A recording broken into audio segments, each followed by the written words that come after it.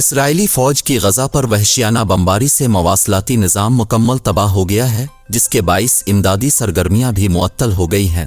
ایسے میں ایلان مسک نے سیٹلائٹ کے ذریعے انٹرنیٹ فراہم کرنے والی اپنی کمپنی اسٹار لنک کے ذریعے غزہ میں انٹرنیٹ فراہم کرنے کا اعلان کیا ہے۔ ایلان مسک کا یہ بیان ایک امریکی خاتون رکن کانگریس الیگزینڈرا کارٹیز کی ایکس پر کی گئی پوسٹ پر آیا۔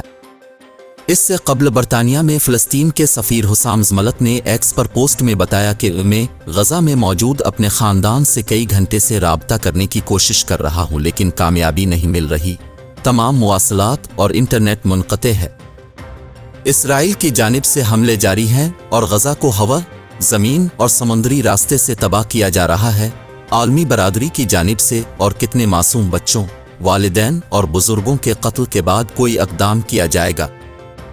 حسام زملت کی پوسٹ ری پوسٹ کرتے ہوئے امریکی خاتون رکن کانگریس الیگزینڈرا کارٹیز کا کہنا تھا کہ 22 لاکھ کی آبادی کا مواصلاتی رابطہ منقطع کرنا ناقابل قبول ہے۔ صحافی، طبی عملہ، انسانی حقوق کے کارکن اور معصوم لوگ سب متاثر ہوں گے۔ ان کا مزید کہنا تھا کہ سمجھ نہیں آتا کہ اس قسم کے عمل کا کس طرح دفاع کیا جا سکتا ہے۔ امریکہ نے ہمیشہ اس کی مذمت کی ہے۔ جواب میں ایلان مسک نے ری پوسٹ کرتے ہوئے کہا کہ اسٹار لنک عالمی سطح پر منظور امدادی تنظیموں کو انٹرنیٹ کی فراہمی میں مدد کرے گی۔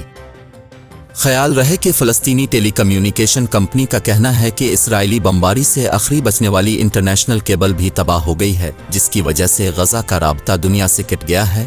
غزہ میں انٹرنیٹ اور فون سروس منقطع ہونے کے باعث امدادی سرگرمیاں بھی معطل ہو گئی ہیں۔ اقوام متحدہ نے بھی اپنے عملے سے رابطہ منقطع ہونے کی تصدیق کی ہے۔ عالمی ادارہ صحت WHO کا کہنا ہے کہ غزہ میں موجود صحت کی سہولیات دینے والے طبی عملے سمیت وہاں انسانی امداد کے تمام شراکت داروں سے ان کا رابطہ منقطع ہو گیا ہے۔ تمام شہریوں کے فوری تحفظ اور مکمل انسانی رسائی کا پرزور مطالبہ کرتے ہیں۔ فلسطین کے لیے اقوام متحدہ کی کوآرڈینیٹر لین ہیسٹنگز نے بھی ایکس پر اپنے پیغام میں غزہ میں انٹرنیٹ سروسز کے معطل ہونے کی تصدیق کی ہے۔ ان کا کہنا ہے کہ فون لائن، انٹرنیٹ اور موبائل نیٹ ورک کاٹ گئے ہیں۔